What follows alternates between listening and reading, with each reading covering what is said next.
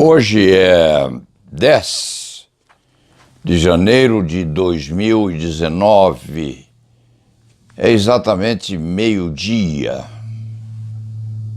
Os ponteiros do relógio marcam 12 horas. Hora em que se extrai um prazo pequeno aí de uns 15 minutos para que se possa examinar o diário O Estado de São Paulo de hoje. Governo anula a alteração edital de livros didáticos. Essa questão correspondente a livros autorizados pelo Ministério da Educação para o exame, o estudo e entrega a colégios na nação inteira é, ao mesmo tempo, muito complicada e preocupante, porque o Ministério da Educação tem, evidentemente, domínio sobre aquilo que vem posto na didática dos livros autorizados à distribuição no Brasil inteiro.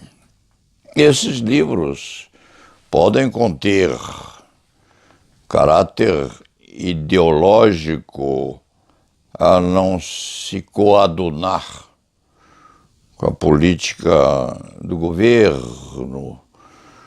Por exemplo, livros que contenham sínteses da chamada Revolução de 1964, por outro chamada de golpe de Estado, e por outros ainda denominada tal iniciação em outro regime ideológico, pode ser cognominada de novos rumos para a nação brasileira. Essa questão pode virá ou veio em alguns livros de estudo para nível médio, principalmente nível médio, no sistema educacional brasileiro. Houve quem quisesse retirar ou modificar tal esquema ideológico, e isso levou, inclusive, o Ministério da Educação a alterar um edital correspondente a tais peculiaridades em livros pretendendo divulgação e entrega ao ensino no país.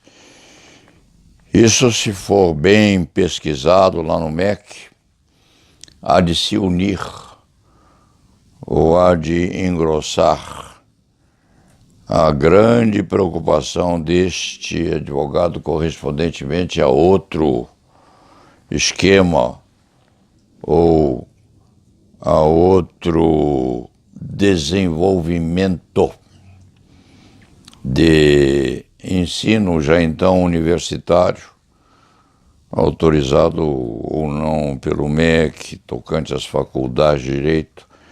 Aquilo lá precisa ser mexido. O Ministério da Educação precisa ser muito pesquisado a ver o que aconteceu por lá, nesses anos todos que se passaram. É ver para crer.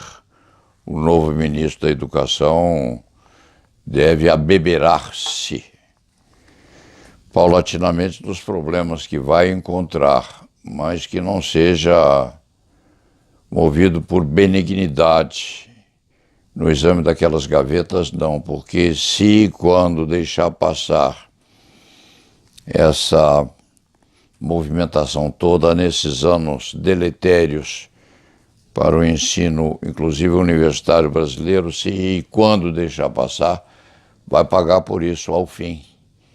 Nós sempre pagamos pelo que fizemos, pelo que não fizemos e por tudo aquilo que deixamos que os outros fizessem sob omissão na nossa fiscalização.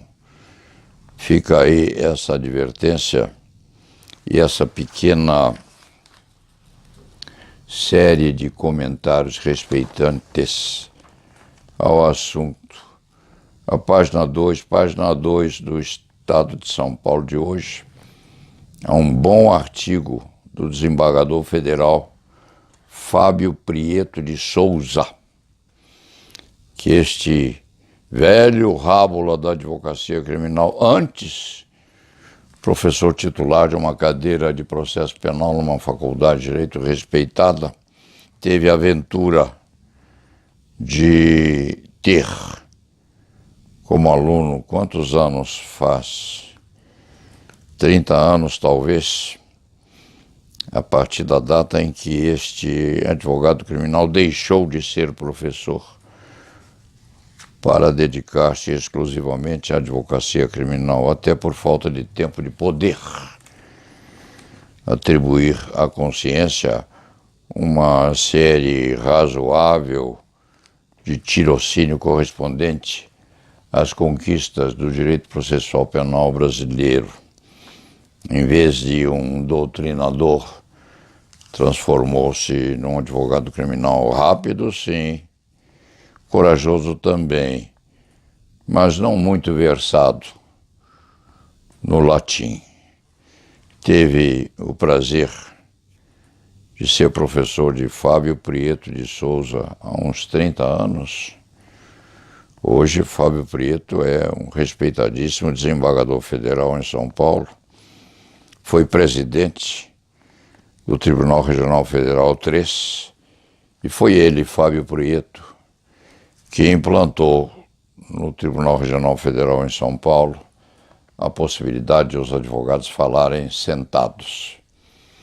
O primeiro tribunal federal no Brasil a tomar tal providência.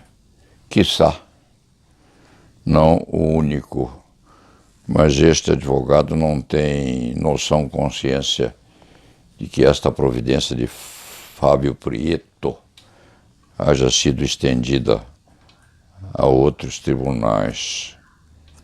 Tomara que o seja. Fica o cumprimento deste antigo ex-professor ao desembargador Fábio Prieto de Souza, que tece considerações muito importantes sobre o papel do Poder Judiciário no conjunto de atribuições que se deve ter para o equilíbrio da administração estatal, executivo, legislativo, judiciário, e com prevenção de Fábio Prieto quanto ao intervencionismo judiciário em outros segmentos da administração pública. É bom ler esse artigo com cuidado e com bastante interesse, porque vale a pena.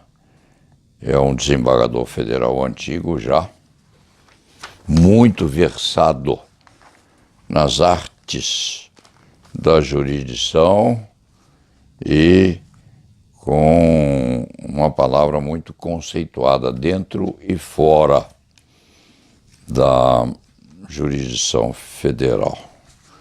A seguir, o vice-presidente da República justifica o fato do filho ter sido designado para uma função importante no segmento onde o moço atua, dizendo: se pudesse, teria o meu filho na minha equipe. Se pudéssemos todos, teríamos filhos nossos nas nossas equipes. Os que podem, os têm. Tocante a servidores públicos, eventuais ou permanentes, a situação se torna muito mais complicada em razão do nepotismo, que deve ser evitado até para evitar críticas de terceiros. Mais adiante, Maduro